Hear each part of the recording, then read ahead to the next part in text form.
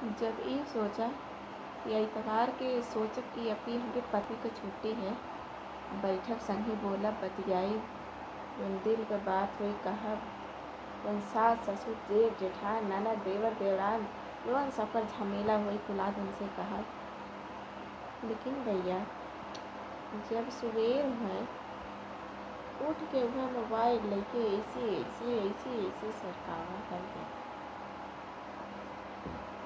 तो अब ई ना जान पड़त है उनकर बियाहवा उनके मोबाइलिया से भयवा कि हमरे सथवा भयवा। मोबाइल न होए हमारे सबत हुए,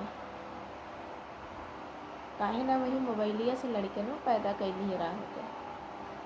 जब लड़कियाँ पैदा करे रहा तो हम है जब सोवे के रही तो मोबाइल लेके सोई। ई देखिए कि मोबाइल में कितना कितना मैसेज भरा बा, ये कभी न देखिए कि हमारे दिल में कितना मैसेज भरा बा। कभी न सोचे हैं, इहो ना सोचे हैं लावल मेहरनियों का मुँह देख